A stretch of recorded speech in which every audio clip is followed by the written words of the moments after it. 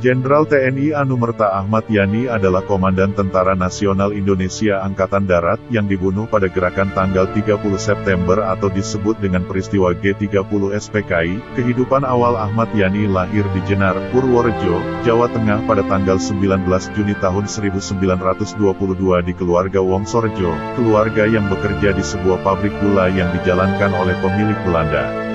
Pada tahun 1927, beliau pindah dengan keluarganya ke Batavia, di mana ayahnya kini bekerja untuk Jenderal Belanda. Di Batavia, beliau bekerja jalan melalui pendidikan dasar dan menengah. Pada tahun 1940, Yani meninggalkan sekolah tinggi untuk menjalani wajib militer di Tentara Hindia Belanda pemerintah kolonial. Ia belajar topografi militer di Malang, Jawa Timur, tetapi pendidikan ini terganggu oleh kedatangan pasukan Jepang pada tahun 1942. Pada saat yang sama, Yani dan keluarganya pindah kembali ke Jawa Tengah. Pada tahun 1943, ia bergabung dengan tentara yang disponsori Jepang Peta, pembela tanah air, dan menjalani pelatihan lebih lanjut di Magelang. Setelah menyelesaikan pelatihan ini, Yani meminta untuk dilatih sebagai komandan peleton peta dan dipindahkan ke Bogor, Jawa Barat untuk menerima pelatihan. Setelah selesai, ia dikirim kembali ke Magelang sebagai instruktur karir militer. Kolonel Yani memimpin briefing pada tanggal 12 April tahun 1958, umur 35, selama operasi tanggal 17 Agustus. Setelah kemerdekaan beliau bergabung dengan Tentara Republik yang masih muda dan berjuang melawan Belanda. Selama bulan-bulan pertama setelah deklarasi kemerdekaan, beliau membentuk batalion dengan dirinya sebagai komandan dan memimpin kepada kemenangan melawan Inggris di Magelang. Kemudian berhasil mempertahankan Magelang melawan Belanda ketika ia mencoba untuk mengambil alih kota, mendapat julukan Juru Selamat Magelang. Sorot lain yang menonjol karir Yani selama periode ini adalah serangkaian serangan gerilya yang diluncurkan pada awal 1949 untuk mengalihkan perhatian Belanda, sementara Letnan Kolonel Soeharto dipersiapkan untuk serangan umum tanggal 1 Maret yang diarahkan pada Yogyakarta. Setelah kemerdekaan Indonesia diakui oleh Belanda, Yani dipindahkan ke Tegal, Jawa Tengah. Pada tahun 1952, beliau dipanggil kembali beraksi untuk melawan Darul Islam, sebuah kelompok pemberontak yang berusaha untuk mendirikan sebuah teokrasi di Indonesia. Untuk menghadapi kelompok pemberontak ini, beliau membentuk sebuah kelompok pasukan khusus yang disebut The Banteng Rider.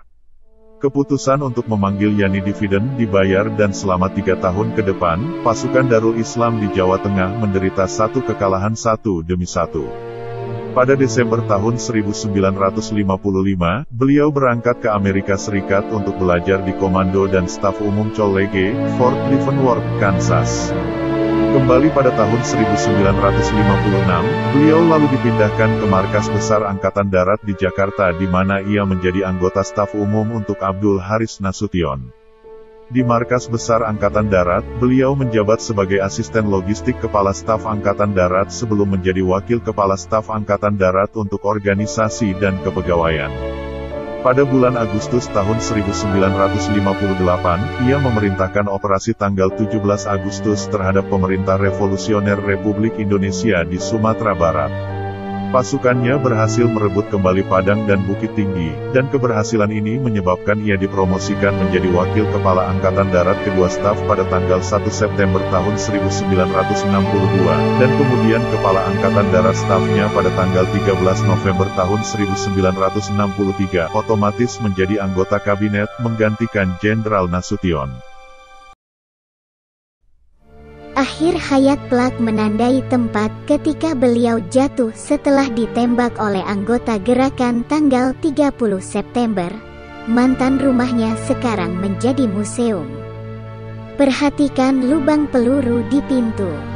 Sebagai presiden, Soekarno bergerak lebih dekat ke Partai Komunis Indonesia, PKI, di awal 60-an.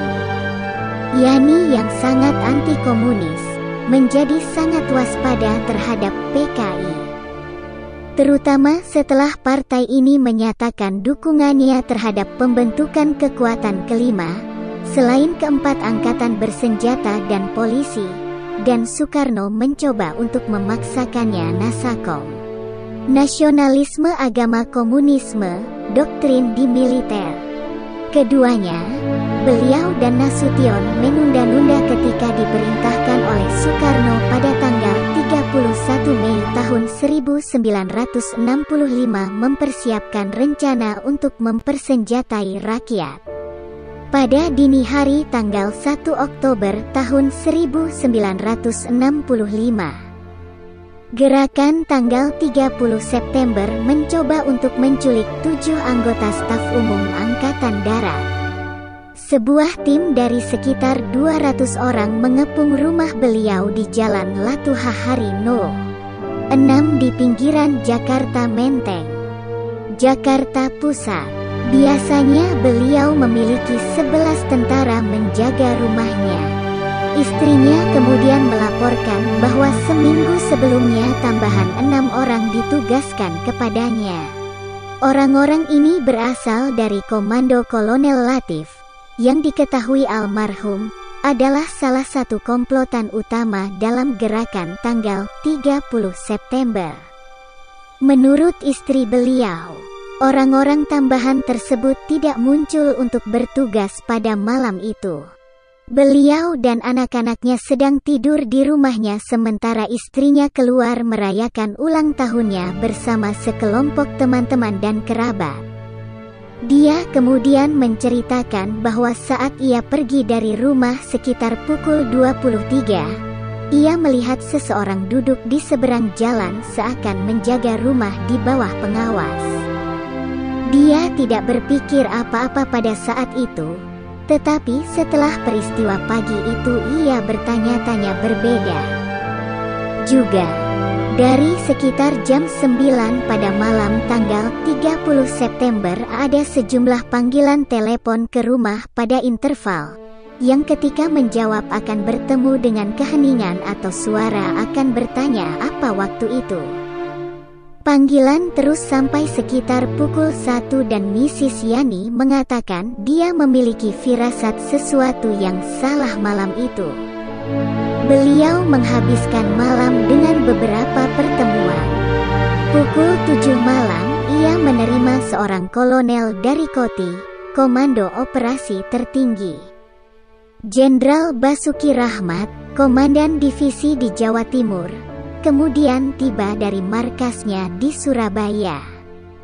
Basuki datang ke Jakarta untuk melaporkan kepada beliau pada keprihatinan tentang meningkatnya aktivitas komunis di Jawa Timur. Memuji laporannya, beliau memintanya untuk menemaninya ke pertemuan keesokan harinya dengan Presiden untuk menyampaikan laporannya. Ketika para penculik datang ke rumah beliau dan mengatakan kepadanya bahwa ia akan dibawa ke hadapan Presiden, ia meminta waktu untuk mandi dan berganti pakaian. Ketika penculik menolak, ia menjadi marah, menamparkan salah satu prajurit penculik, dan mencoba untuk menutup pintu depan rumahnya. Salah satu penculik kemudian melepaskan tembakan, membunuhnya secara spontan. Tubuhnya dibawa ke lubang buaya di pinggiran Jakarta dan bersama-sama dengan orang-orang dari jenderal yang dibunuh lainnya, disembunyikan di sebuah sumur bekas. Tubuh beliau dan orang-orang korban lainnya diangkat pada tanggal 4 Oktober dan semua diberi pemakaman kenegaraan pada hari berikutnya, sebelum dimakamkan di Taman Makam Pahlawan di Kalibata.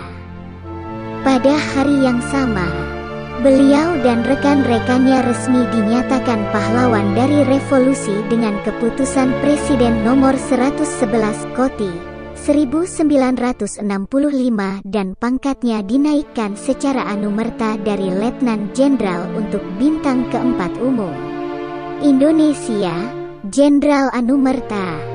Ibu Yani dan anak-anaknya pindah dari rumah setelah kematian Ahmad Yani. Ibu Yani membantu membuat bekas rumah mereka ke museum publik yang berdiri sebagian besar seperti itu pada Oktober tahun 1965. Termasuk lubang peluru di pintu dan dinding. dan dengan perabot rumah itu waktu itu. Saat ini, banyak kota di Indonesia memiliki jalan dengan nama Jenderal Ahmad Yani. Selain itu, namanya diabadikan untuk Bandar Udara Internasional Ahmad Yani di Semarang.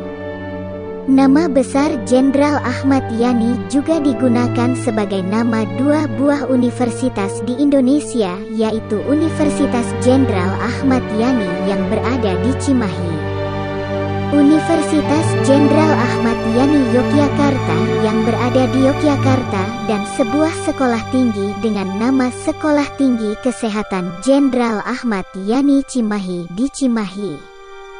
Ketiga perguruan tinggi tersebut berada di bawah naungan Yayasan Kartika Eka Paksi yang merupakan yayasan yang dimiliki TNI Angkatan Darat di mana beliau mengabdi.